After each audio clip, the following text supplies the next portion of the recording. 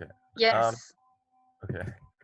So my presentation was essentially looking at the connections that Japanese American Buddhist communities, who formed the vast majority of Buddhists in the United States, basically before the 1950s, the connections that they had with Tibetans who started arriving in the United States in the late 1940s and like have continued arriving since. So the title of my presentation and my ISP is A Red, White, and Blue Pure Land Connections Between Tibetan and Japanese American Buddhists in Post-World War II America. Also, just to note, in the bottom left-hand corner, you can see a Tibetan parade in New York City with the Tibetan flag prominently displayed in the front. And a fun fact I found during my research was that the Tibetan flag was partially designed by Tokan Tada, who was a Japanese monk who visited Tibet in the early 20th century. So yeah. So first, some background on my topic. Japanese American Buddhism is primarily Jodo Shinshu. The estimates are about 85 to 100%, or like 99%, which is also referred to as Shin Buddhism. So this is a Mahayana sect of Buddhism, often called Pure Land Buddhism, which is more focused on having like faith in Amitabha and non-monastic practices. So the first the first Japanese Buddhist to arrive in the United States was like a sailor who was also a priest, who was shipwrecked in Hawaii in 1839. But that was kind of like an aberration. And Japanese American Buddhism started arriving in the U.S. In bulk from 1868, which is when immigration started. So hundreds of thousands of Japanese began arriving and forming communities in the U.S. and Hawaii, which at first was separate from the U.S., but like by the time Japanese American communities were formed, they were joined. Um, so in the 1890s, priests dispatched from Japan started arriving in Hawaii and started playing a leadership role in sort of lay networks of Buddhists that already existed. And these developed into two main institutions. The first was the Buddhist Mission of North America, which is also known as the BMNA, and which later changed its name to the Buddhist Churches of America, or BCA, and the Honpa Honganji Mission of Hawaii, or HHMH, which is like kind of down the street from Taja and I. So in the 20th century, and really even now, Japanese American Buddhism was marked pretty much by Americanization, especially the BMNA, which meant changing the architecture of its temples, the vocabulary used to describe its temples, which started being called churches, the structure of the organization, which became more democratic and more egalitarian, as well as some of its beliefs, which tended more towards moving from like cultural-based practices to more universalist practices. Tibetan Buddhism, I think a small group of Americans were aware of it in the 19th century, especially the Theosophical Society, which was a group of kind of like mysticists who also were some of the first convert Buddhists in the United States. In 1893, there was a big world parliament of religion where some of the first like Buddhist lecturers started appearing in the mainstream in the US, and Tibetan Buddhists were not present there, but there was a discussion of Tibetan Buddhism as Northern Buddhism, which was considered like an um, like exaggerated, like mutated form of Buddhism. And then arguably the first Tibetan Buddhist to arrive in the US was Dilawa Gegen Kutuktu, who was a Kalmyk, like Kalmyk Mongol, which is a small group of Mongol people who live in Russia, I think technically the European part of Russia. So he founded a small congregation and eventually began teaching Robert Thurman, who's a major scholar of Tibetan studies. The next year, Tuta Norbu, who's the Dalai Lama's brother, arrived in the US, originally working with like the CIA, but later also teaching Buddhism in Indiana. And then throughout the next couple decades, large numbers of Tibetan teachers arrived. And then finally in 1990, the first main Tibetan Tibetan American communities were formed after the Tibetan US Resettlement Project allowed 5,000 Tibetans to settle in the US. So that's basically like the state of Buddhism in the US, but like Japanese Americans and Tibetans in around 1945. So next talk about some of the main connections that I found between the two groups. And the first one was in media that was published by the Buddhist Churches of America, and which mainly circulated around Japanese Americans. So the Berkeley Busse, which was the official um, Nisei or second generation Japanese American publication by members of the BCA, published several articles by Tokan Tada, who was, as I mentioned before, a Japanese priest who visited Tibet and studied, I think, at like a Gelug monastery in the early 20th century. And they also published like an article about the 13th Dalai Lama in 1949. So that seems to be the first like major engagement that Japanese American Buddhists had with Tibetans. And media would continue playing a pretty big role sort of in um, Japanese Americans' conceptualization of Tibetans as like belonging to the same religion as the American Buddhists, which was like another newsletter from the BCA, had pretty regular reports on the invasion of Tibet and the status of the Tibetan diaspora. Um, Another major connection that was foreign was in academia. Um, so after World War II, especially because the United States was occupying Japan, and because in general, like China and Southeast Asia had large numbers of communist movements, the government recognized the need to study Asia, uh, which meant not only its politics but also economics, cultural practices, and especially religion. Um, so in the 1950s, a large number of like U.S. Department of Defense funded studies brought Tibetan Buddhists over primarily to work on linguistic work, but also to do some research on religion. So the first ones to arrive in like 1950, 1951 were like the previously mentioned Kalmyks, as well as Dechung Rinpoche, who also founded a few congregations in Seattle and New York City, which attracted small numbers of like white Americans who became also like another group of early like convert Tibetan Buddhists.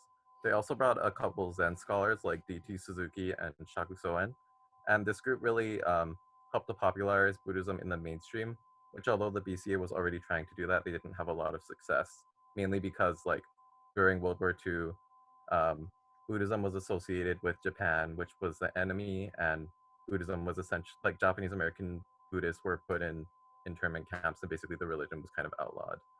Um, Another thing in academia was that the BCA started forming study groups, which at first were for its like own members, but which started attracting interest from non-Japanese Americans. And some of the primary people who joined this were people associated with the Beat Generation, as well as a few Zen scholars like D.T. Suzuki, and also a couple study groups.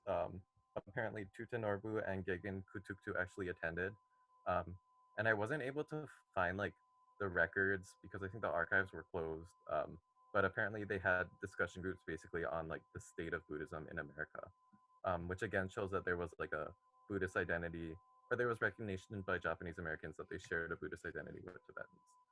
Um, there was also I was able to find about like 4 or 5 scholars of Tibetan Buddhism um, who like were involved with the BCA. A lot of them stated that like before they entered academia or when they were just entering academia, they started attending BCA temples, and that those were some of their first introductions to Buddhism. Um, Two more areas of connection I found were generally what I term ecumenism, which was the idea mostly started in the 1980s that different Buddhist groups that weren't really associating with each other needed to like band together as part of a larger sangha and form regional councils. Usually, these were started by convert Buddhists, although sometimes the BCA and Tibetan Buddhist organizations, especially a few associated with Chögyam Trungpa, um, helped to start these. Most of them are local and mainly focus on like 1 or 2 states in the US. And a lot of them mainly deal with logistical issues like how to get new land for temples, or if one group doesn't have a temple or something's happening to it, whether they can use another group's temple. But a few of them also focus on proselytization, which basically meant that different groups had to sort of come up with an idea of like what Buddhist practices and beliefs they shared. Um, Another form of ecumenism was less logistical and more political, and which usually emerged in opposition to the Cold War.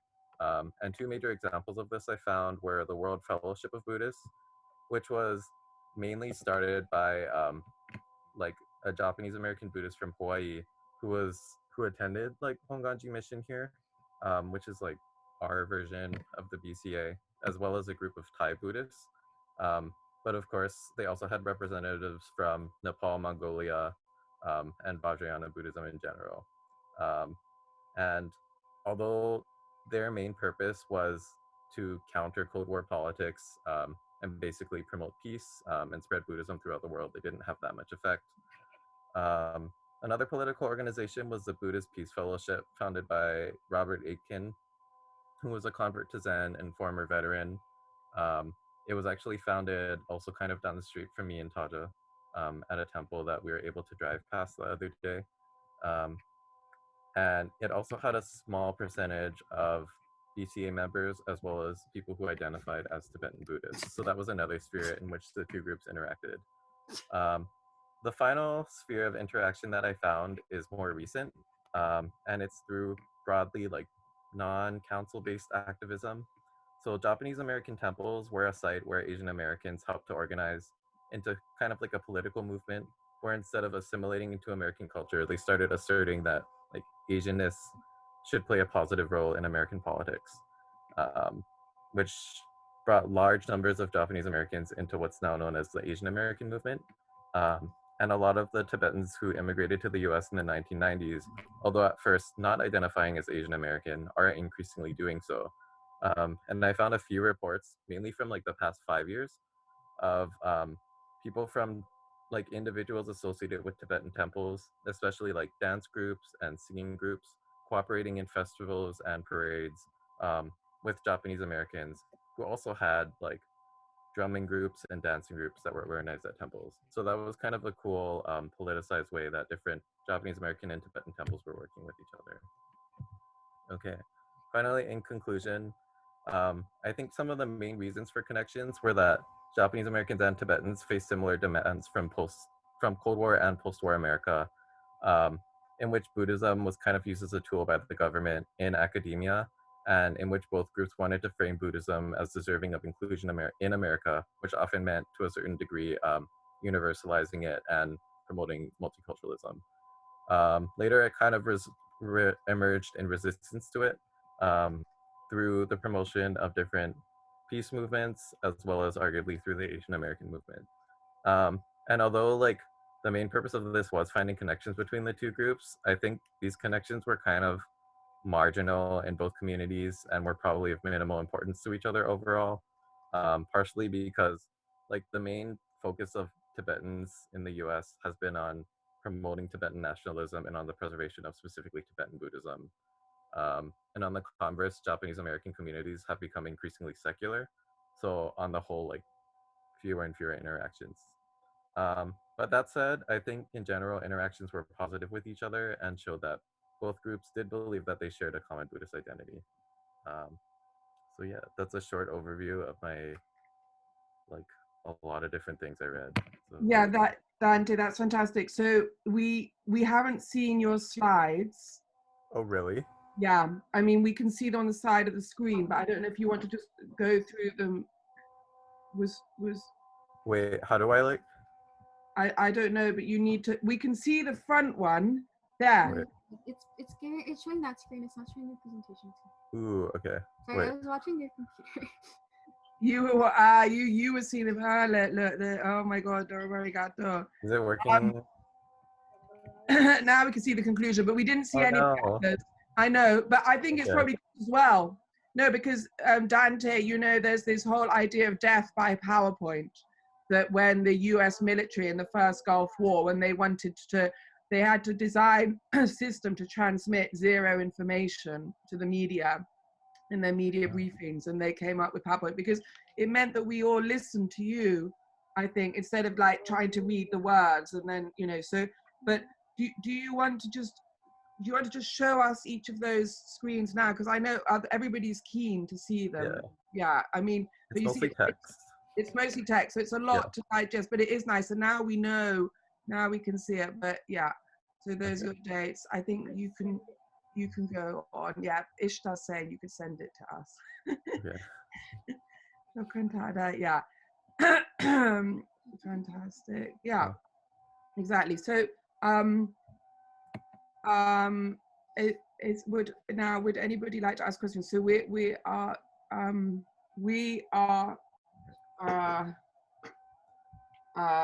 planning to discuss more individually in the meetings over the next 2 days to give feedback, but we want especially the other students to give feedback now, maybe. And Tashi, I just lost her connection, but hopefully she's coming back. She's writing to me.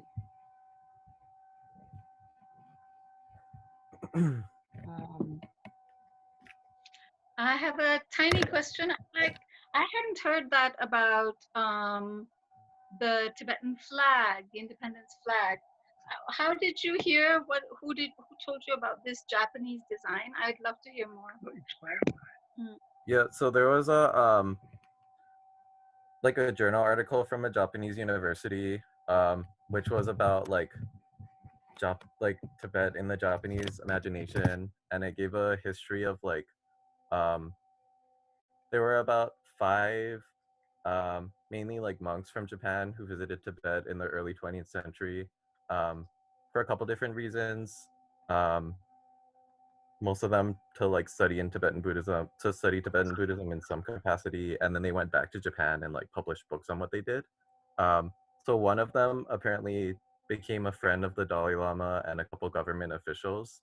And as they were, it didn't give that much detail, but it basically said that he like helped them when they were designing their flag, um, and like sort of became a advisor for the Dalai Lama for a couple, like the 13th Dalai Lama for a couple years.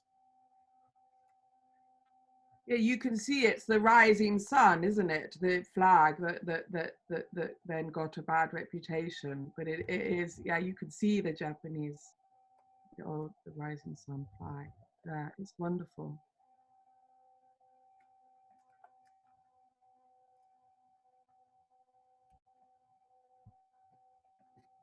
I'm talking, I thought I was talking to you all, but I was talking to myself. So I was saying that you could see the rising sun flag, the rising sun there, the Japanese flag, that then unfortunately, yeah, you could just see it. Okay, so Tashi, I don't know, it is, yeah, no, now I can no. So there is some feedback somewhere, but there's only Dante and I who are not muted now. Would anybody else like to say anything to Dante? Anyway, it's brilliant. Yeah, exactly. Bravo. Clap. Yeah. Ishtar wants. Here, look, this is a clap for Ishtar as well from Ishtar. Okay, so Taja, should we go on to you now, please? Is it all good? Can you hear me? Okay, cool. So I did my program basically on the Japanese diaspora and specifically Japanese American diaspora and how it fits into Japanese foreign policy. I started with the research question, what is the relationship between Japanese Americans and Japanese foreign policy? But after initial research, I found that basically the link between the two is substantially smaller than most countries have with their communities abroad, specifically looking to India, which has a very strong diasporic network. So the research questions I ended up using for my paper are firstly, why has Japan have historically such a weak link with its communities abroad? And secondly, why has it tried to increase or build its networks with communities abroad in recent years? I relied primarily on academic sources and organization websites in order to do my project. I did conduct 3 formal interviews and 4 informal interviews with different members of my family because they're Japanese Americans. I wanted to do more interviews, but COVID, I think, has like just made it difficult to get in contact with organizations. So that was kind of a bummer. But yeah, that's kind of a bummer and a limitation. But yeah, so that's my methodology. So kind of starting off to give some context. So Japanese American-Japan relations are split into 2 main periods, the pre-war period and the post-war period. My paper concentrates primarily on the post-war period, but I'll talk about the pre-war period for some context. So important events in the pre-war period were firstly Japan being opened in 1851, the first wave of immigration of Japanese people to Hawaii, which at the time was a territory, even though it is now part of the United States, and eventually the first migration of Japanese people to the United States mainland in 1890. So this period is marked by two important trends. Firstly, generally, you see, especially when Japanese people moved to the mainland, it was at a time of extreme anti-Asian prejudice, primarily directed against Chinese laborers, but upon the arrival of Japanese people and the ascendancy of Japan in the Pacific, particularly in regards to its militaristic expansion into Asia, it also led to backlash against the Japanese community as well. So in order to try to avoid a lot of anti-Asian backlash, the Japanese community organized a lot of, or pushed within its community for community members to assimilate, doing things like pushing, assimilate, basically try to adopt American ways of living, adopting American values, basically adopting American rhetoric around citizenship and politics as well. But at the same time that the community pushes assimilation, it also maintains strong ties to Japan. For example, the first generation Japanese immigrants tried to educate their children in Japanese language and aspects of Japanese culture and sent many of their children back to Japan in order to study and retain their culture. It also engaged in forms of diasporic diplomacy, basically acting as extensions of Japan's foreign policy and promoting narratives favorable to Japan in the US. Particularly, Japanese immigrants would do things like change a narrative around Japanese invasion of China in order for it to seem like China was the aggressor and to legitimize action against China by Japan. So generally this period, again, you see assimilation, but at the same time, strong ties to the homeland. But this was changed considerably during World War II. Basically what happened during World War II was Japan bombed Pearl Harbor, and as a result, and as a large result of war hysteria and racism, the United States implemented an executive order that basically allowed for the internment of Japanese Americans, with thousands of Japanese Americans, particularly along the West Coast, being forced to live in internment camps like the one you see in this picture. Actually, before this, just generally about the post-war period. So generally the post-war period, the ways of analyzing the post-war period are primarily generational. The changes in like Japanese Americans' relationship to Japan are primarily generational. This is largely because immigration occurred around like specific time periods, meaning that each generation of the Japanese American community is born relatively around the same time frame, meaning that not only do generations correlate with like ancestry within a family, but also across the community as well. And as a result, Japanese Americans themselves strongly identify with the generation they're born in. So yeah, for this section, I'm using the generational analysis. But yeah, so going back to internment. So internment was a very traumatic event for the Japanese community. Not only did they lose all their property, but also many Japanese Americans, particularly the second generation, saw themselves as American citizens, and being forced into internment camps by the country they felt they were loyal to and felt a connection to, again, felt like a traumatic betrayal by a trusted authority. So as a result, both during the time of internment, but especially in the post-war period, the first and second generation of Japanese Americans largely chose to distance themselves from Japan, pushing both within their communities and their children to Americanize. So they severed ties to Japan. They basically effectively severed ties to Japan, did not promote education of Japanese cultural activities, and that. So that was basically what characterized the first generation of Japanese Americans after World War II. However, this changed considerably over the following generations. For example, the third generation, or the Sansei, I got the like generational timings mixed up in my PowerPoint, but this changed considerably with the third generation. Basically what happened during the third generation of Japanese immigration was they were raised in the time of the civil rights movement, and not only in the time of the civil rights movement, but also simultaneously general Asian American movements as well. So basically the third generation of Japanese Americans were attending college and being radicalized, not only in regards to activism generally, but specifically around activism in regards to racial identity. And as a result, there was a strong push in the third generation community to engage in activism around internment, but generally to reconnect with Japan as a community identity. So the third generation led, for example, and most notably, a movement referred to the redress movement, basically lobbying the US government to apologize and give reparations to internees, and eventually they were successful. But after the success of the redress movement, rather than remain in Japanese American activism, the majority of Japanese Americans from the third generation instead pursued other types of Asian American activism. So even though you saw generally a reconnection Asian heritage, it didn't actually translate into diasporic ties or ties with their ethnic homeland. It wasn't until the fourth generation of Japanese Americans, that you saw generally increased interest in Japanese American or Japanese culture specifically.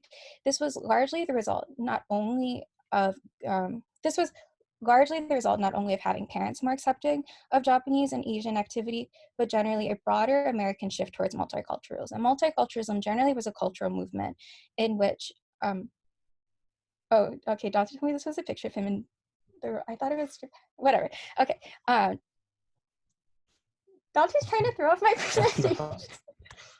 He's like sending me notes. Okay. Anyway, you saw with the fourth generation, we're basically raised during a period of multiculturalism in the United States. Multiculturalism was basically a cultural movement or social movement in the United States that basically held that Americans didn't need to conform to one type of white American culture, but rather that you could have racial and cultural identities that were distinct from broader, like generally whatever you consider white American culture, and still be American.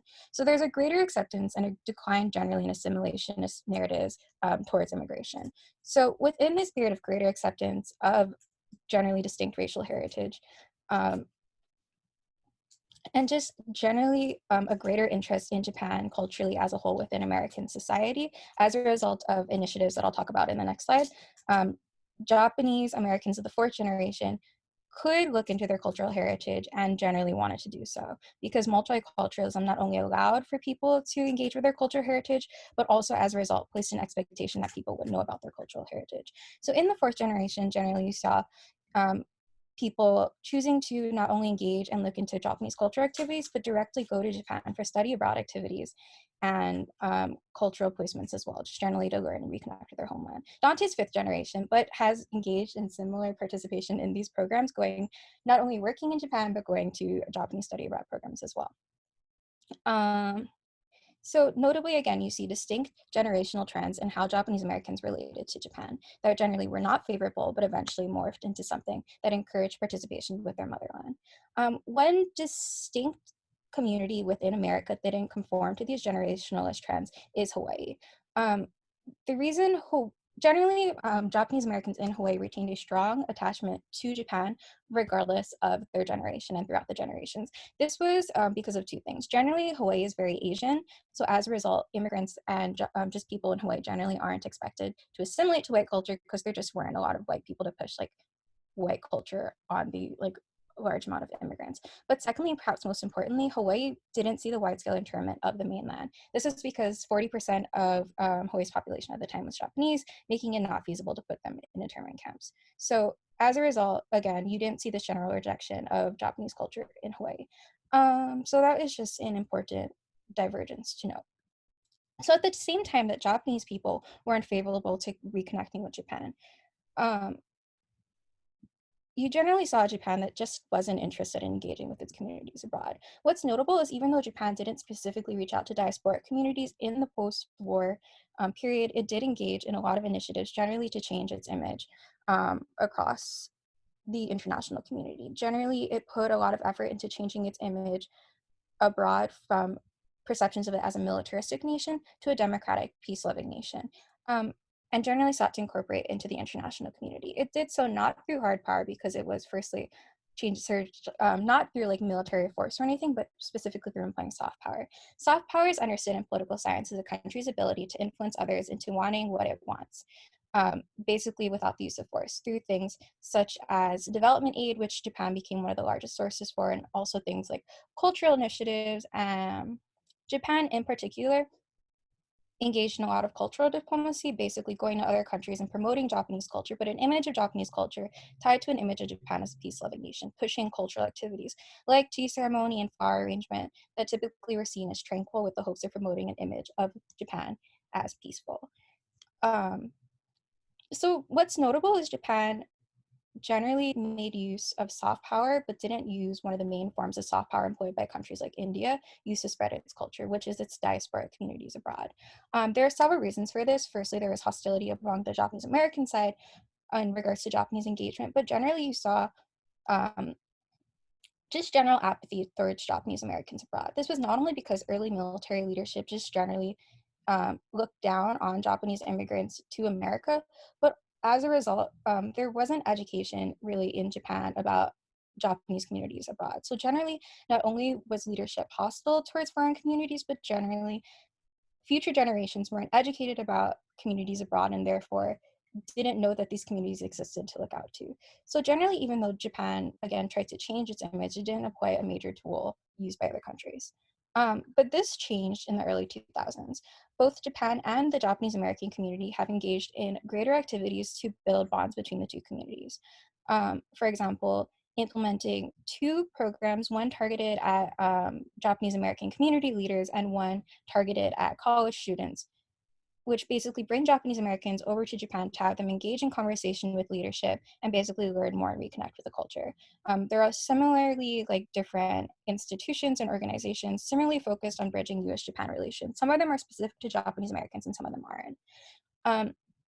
So I also look to examine why there is a sudden push to engage in forms of diasporic network building. And the main impetus for this, it turns out, was Japanese Americans.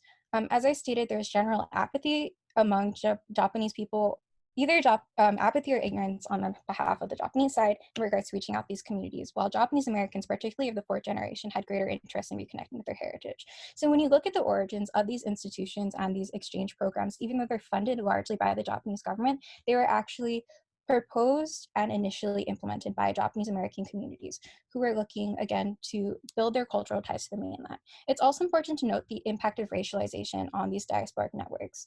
One of the major programs identified by the Japanese embassy itself as a form of relationship building, the Japanese American leadership delegation, was formed as a result of basically wide anti-Japanese discrimination during Japanese-US trade wars in the 1980s. As a result of this trade war, there was tremendous violence against Japanese American communities. And in order to force Japan to engage in dialogue with the US, Japanese Americans tried to organize a program in order to have Japanese Americans meet with Japan in order to show Japan the impact its foreign policy was having on its communities abroad. And so basically, again, the two impetuses or two reasons for diasporic network building are a greater interest in Japan, but generally the continued association of Japanese Americans with Japan and Japanese policies in the eyes of broader America that forces the two to form an alliance in order to have general social efficacy around different policy areas.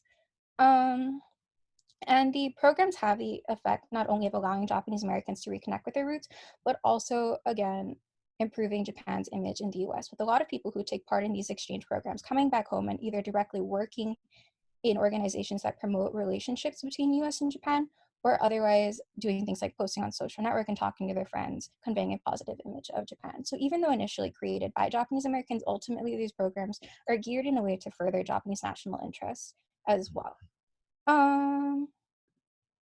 Yeah, that's my presentation. Sorry, it's a little It's wonderful, Taja. Wonderful. Thank you very much. And we got your slides. So, and Tashila is back, which is also fantastic. So would anybody like to make any comments to Taja?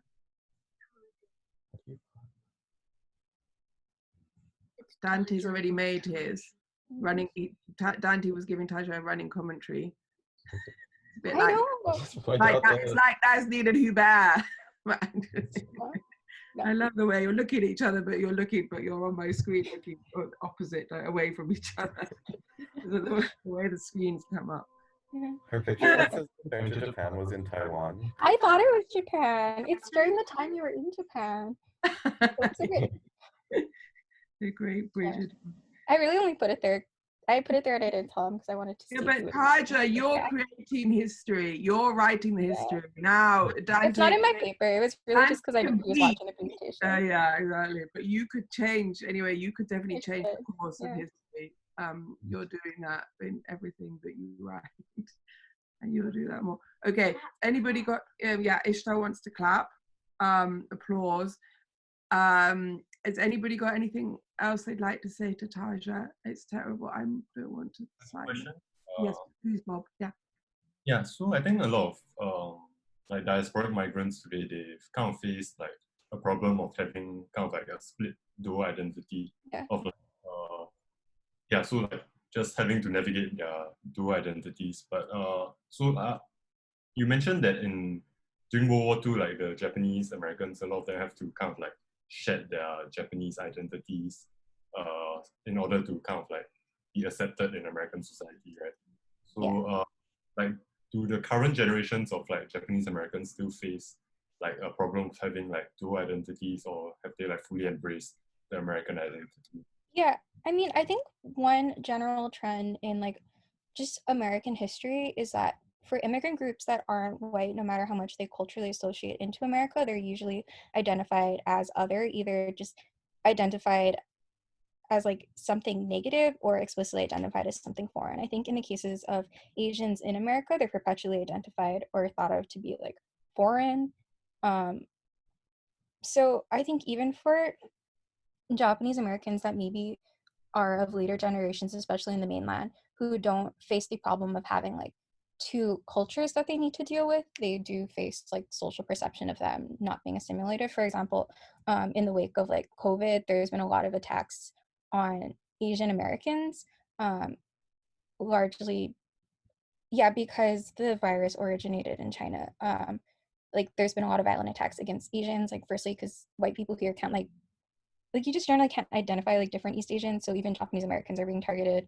Not that anybody like just everybody's being targeted who's Asian. So yeah, it's just like a pretty constant identification as like something other, even if like the psychological aspect of that assimilative process doesn't exist for people. Thank you. So Tashila, we'll hand over to you, please. Okay. Thank you, Tashila. Thank you, Taja. Thank you, everybody. You're all wonderful. Okay. So do everyone hear me? Yes. Thank you, Tashila. Okay. Okay. So hi everyone. So like my ISP is on the migration in Limi and the cause and consequences of it. So I'm only going to describe it briefly about two push and pull factors. So two main push and pull factors. So let's first go to the background of where my village is and how does it look. So Limi is like a small Tibetan ethnic village lying in the outlines or it's a northern corner of Nepal, and it shares border with a Tibet Autonomous Region of China. And it's got its three villages, and the first name is Dang and Alze and Dil. And all of these villages, although have very much same principle and follows the same policies, all of them have like different degree of strictness level in following those policies. So Halse is one of the largest village in Limi, and has one of the most like draconian measure of following policies.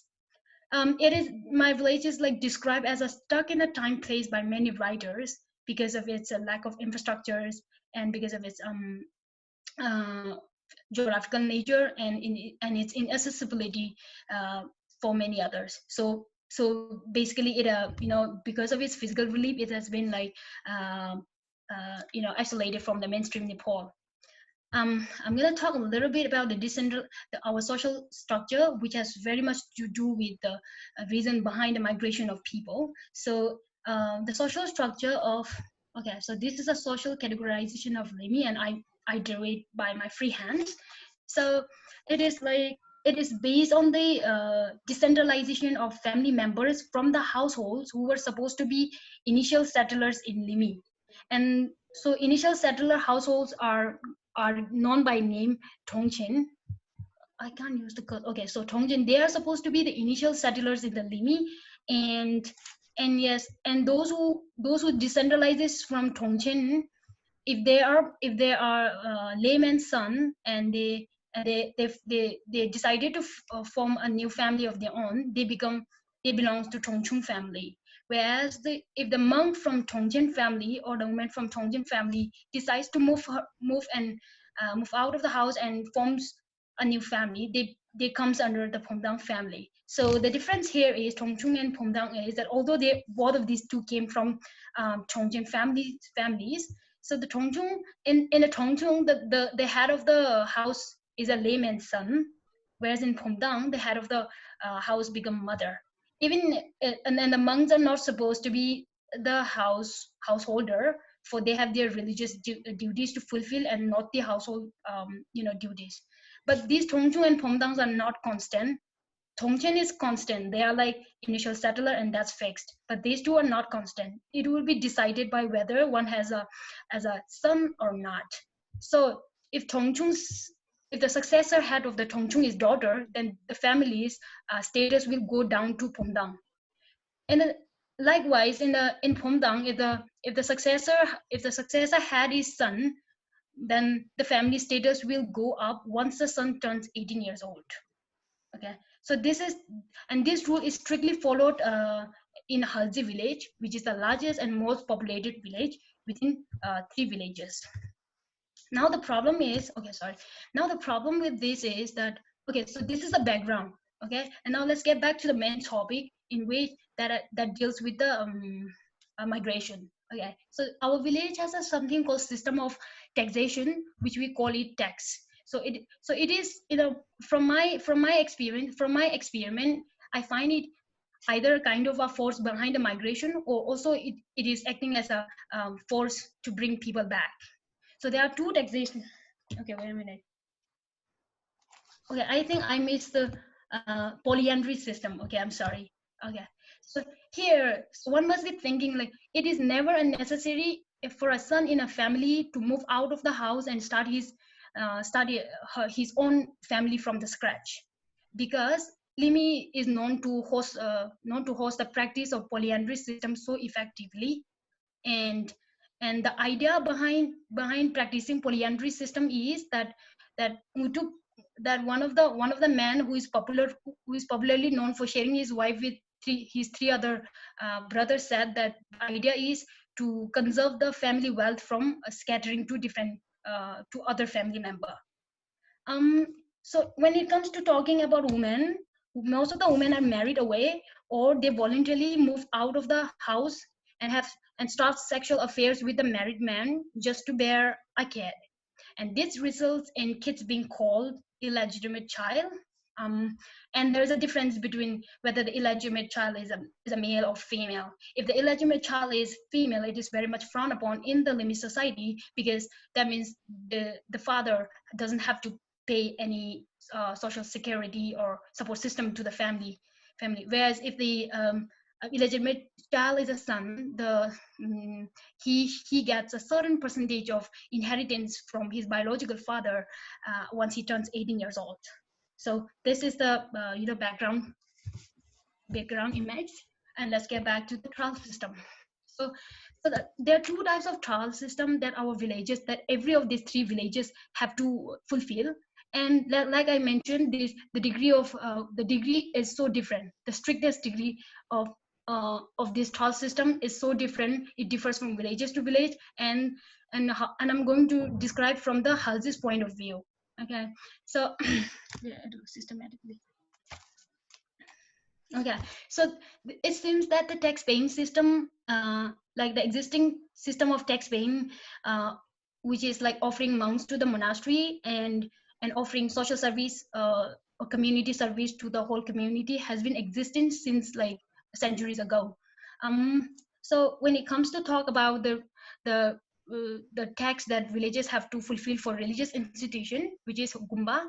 So Limi in Halze of Limi is known to host 1,000 years old monastery, which is built by the great translator Losao Rinjin Sangbo during the second renaissance of Tibetan Buddhism within Tibet.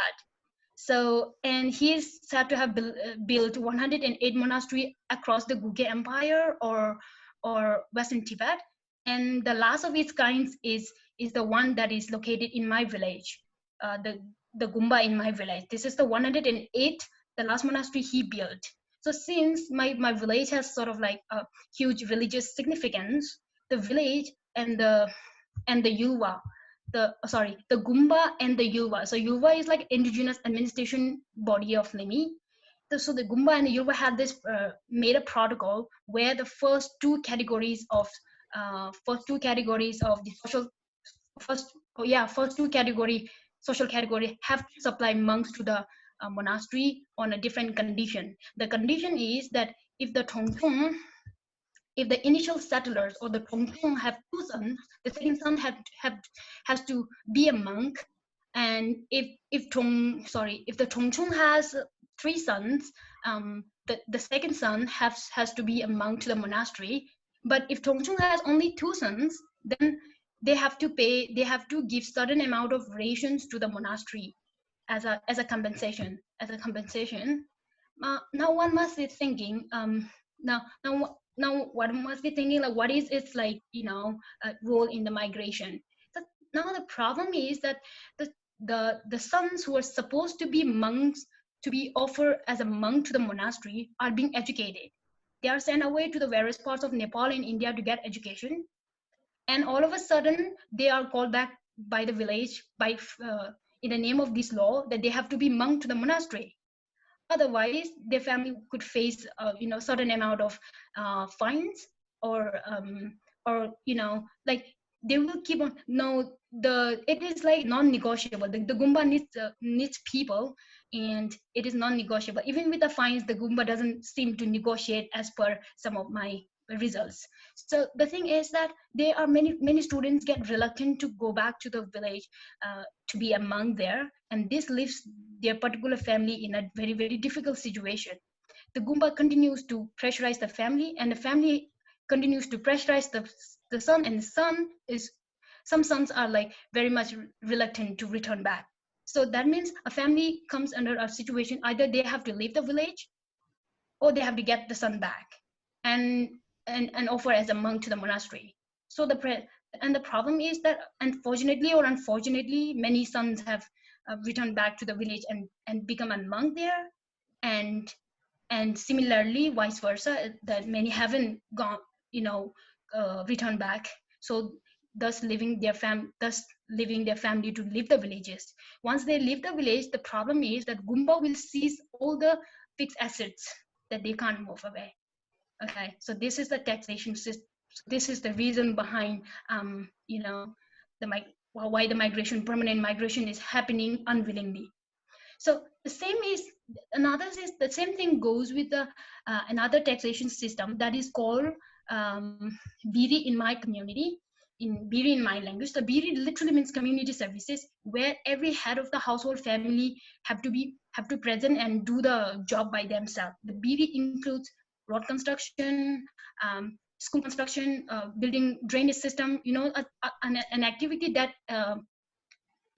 benefits the whole community, but no one gets any pay from it. It's just something, sort of a tax that the head of the family have to pay to the whole village community.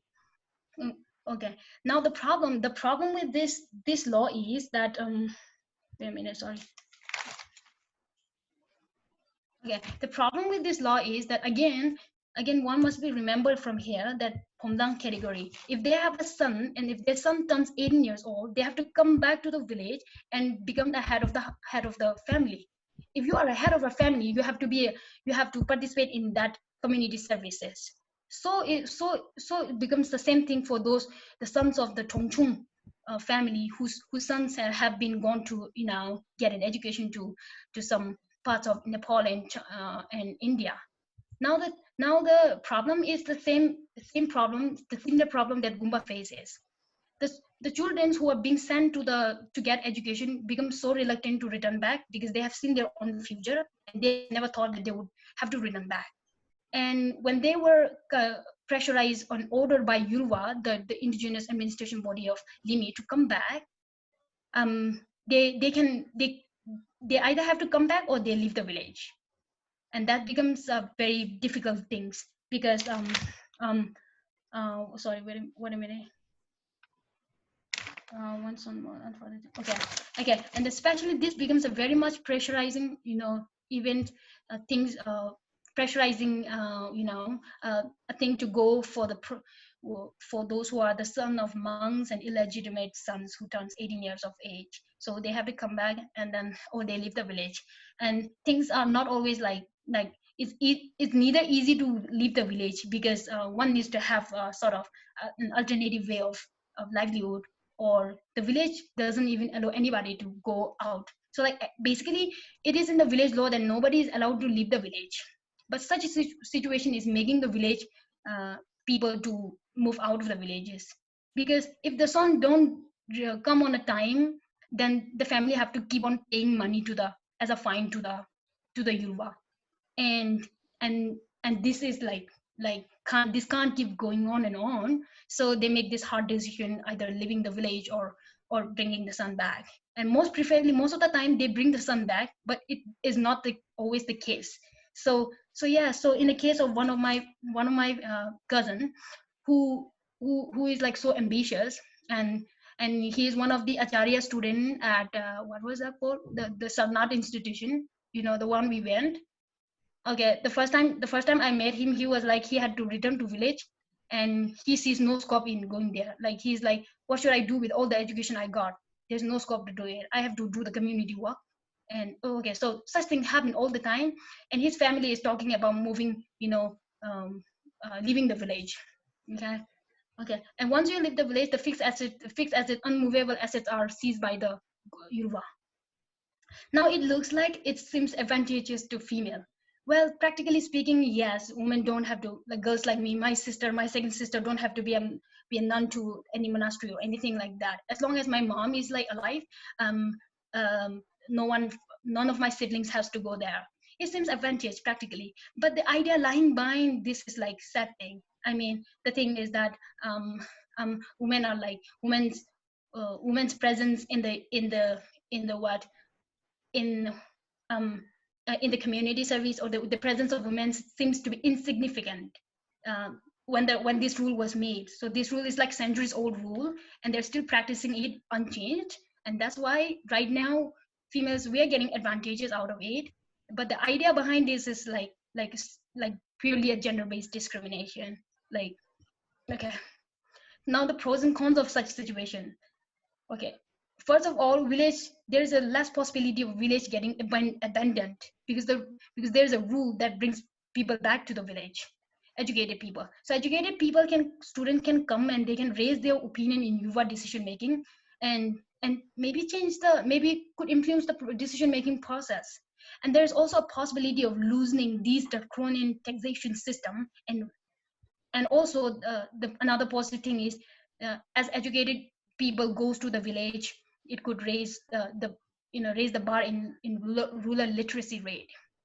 Right now, one of the most distinctive positive effects of educated youths going back to villages, that they are right now serving as teachers in the village schools, where the government hasn't sent a government teachers there. The cons of this situation is, I find that these rules are playing with the future of individuals for the sake of community sustainability. And another is the general feeling is that I thought that the educated people could go there and make a huge difference, but then the general feeling is that basic education is not enough to make that much impacts in development as a whole. And another interesting fact is that those students, so far among those students who have returned to the village, they got education in Tibetan run schools in India. And when they come back, most of their like ideologies are pro-Tibetans, and which I often get kind of scared that they may alienate themselves from the feeling of being Nepali citizen. And I think this is so important to all the Himalayan peoples everywhere. Like when we go to a Tibetan school, the identity of culture and the nationality seem to disappear, and I don't think this is helping us a lot. Okay, so this is from the hope from those who have left the village. So there's a guy named Sewang La, and he left the village in 2017. because he wanted to continue his study, and he left his village. So he said, from his point of view, he thinks that the taxation systems are very good and doing immense help in improvement of the community, but these could serve better if certain rules could allow flexibility. And I'm very positive about it, as the future is lying in the hands of educated youths. So definitely the old mans will perish, and the Yoruba will be ruled by those educated ones. And the decision making of Yoruba is like very unique. It seems like a democratic means, like where they opt for majority votes. But since right now the majority of the member of the Yoruba are like all people with all ideologies, so they haven't been able to make that much difference so far. Okay, so here's an education migration, which is like one of the most important thing. Okay, oh, sorry, where is it? Okay, so education migration, like since 2007, it's not 2008, but it's 2007 that many Limis have gone to different Tibetan-run schools, and also some of them have went to Nepali schools. So the education migration is a permanent migration in disguise. That's what I feel like. Sorry, which one is sorry? Wait a minute. I need for my experience in some also. Wait a minute. Okay, so this education migration is like comes at a very great cost, because it makes us choose between education on the one hand and the culture preservation on the other hand. So the thing is that since we go to Tibetan schools, and majority of the Limi students go to Tibetan schools, and it seems like it is helping to sort of conserve our culture. But what I found is like sort of bit contradicting, because is it really helping to preserve our culture, or are we getting Tibetanized? So this is very big questions many people are raising these days, and these are the responses. So the current president of Limi Youth Club, Sonam Dorjila, who had studied in China, said that coincidentally, majority of our native culture and religion coincides with that of Tibetan. So it contributes in preserving our Limi culture to some extent. But students studying in Tibetan refugee school are mostly brainwashed into thinking that they are Tibetan, and they inherit full Tibetan culture, which differs from our native cultures, modifying them into Tibetan, overall leading to serious identity crisis for future generation. So well, this might be not the cases to all the Limi students studying in TCV schools or in Tibetan-run schools, but I have encountered a Limi guy, Limi boy in my own school, pretending to be a Tibetan. So this happens a lot. They think that they're not, not Nepali, and something like this. And another is the former president of Limi Youth Club, Tenzin Nubula. He's a master's student at TU, describes that Limi students graduated from Tibetan school in India as a skeptical when being asked if they could make a huge impact to Limi's development. So and then from my experience of studying in Tibetan school, I feel like we were being raised in an environment which seemed to be built on how to live and succeed as a sovereign-less state, whereas on the other hand, Himalayan students are those who have like sovereignty and who are minority in their own land. So we lack the knowledge of strategy to fight back and to extract the benefits of being a minority in our own land. And also, as someone who has a sovereignty, it's also important to know what's going on in our own nation. And by staying in the Tibetan school, it completely cuts off that relation.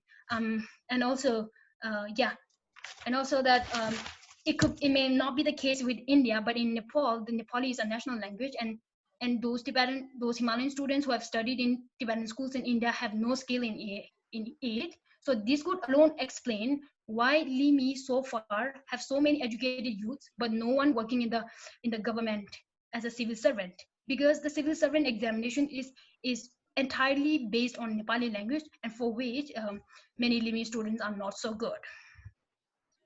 So yeah, this is it. So villages is at a great risk of getting abandoned as youths are withering away. And then this Kunsang Churinla, who is like doing masters in business, said that even elders will leave the village once they can afford the city life, which seems to be very true, because after all, it really depends on what village have to offer. And so far, our village have nothing to offer, although it has so many potential to offer in the tourism sector. So far, it has nothing. And yeah, and if China terminates the giving employment opportunities to Limi, the things would get more worse. That is my conclusion. And I would love to show you a small video that could also explain the how do I exit it? Okay. Okay, wait a minute. I will do screen sharing.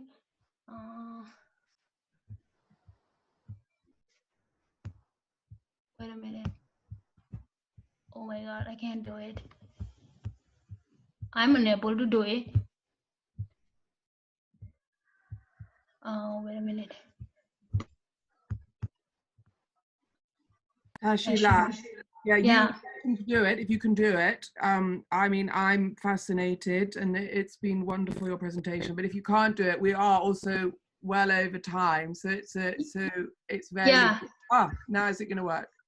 I can do it. Like, okay, so okay, sorry. So this is the students in Halze, and you can see a Nepali national flags being waved away. But the song they sing is like that. My heart is Tibetan. I am Tibetan. So like this is the contradicting nature we are having right now. You can see.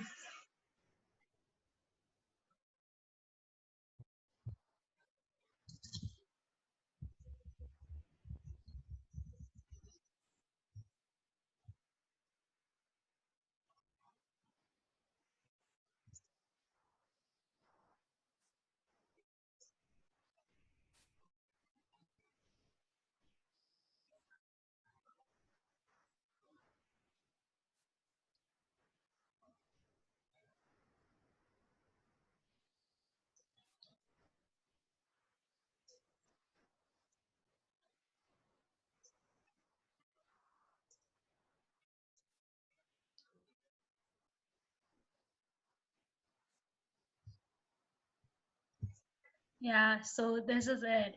Yeah, so yeah. Fabulous, Tashi. Thank you. So now clap, exactly. Lots of claps from me, lots of applause from everybody. So if anybody would like to discuss with Tashila, please go ahead. In the Gompa now, how many monks are there still? Sorry? In the Gompa now in Limi, how many monks are there for the moment? There are 278 monks. Oh wow, big. Mm-hmm. Yeah, it's big, yeah, actually. Yeah, and then not only like some parents also enroll their children to Gumba, to Limi, just because they can't kind of feed them. So yeah, that has also been a case, very few cases. Yeah. So no danger that the monastery is without monks.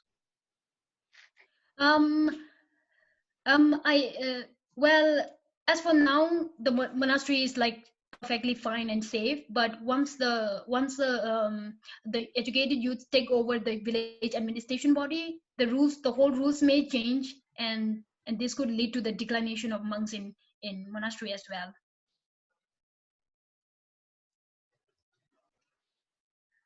Thank you. What a fabulous session we've had, and well done everybody. And it's just amazing what you've been able to do, each of you have been able to do with the different means at your disposals, whether it's turning inwards or really going out. You know, Bob went for the opposite of it, went in Singapore, he kept thinking about sweaters, you know. And YC were able to go to Tibet, which is amazing. And then Japanese Americans, and Limi was sharing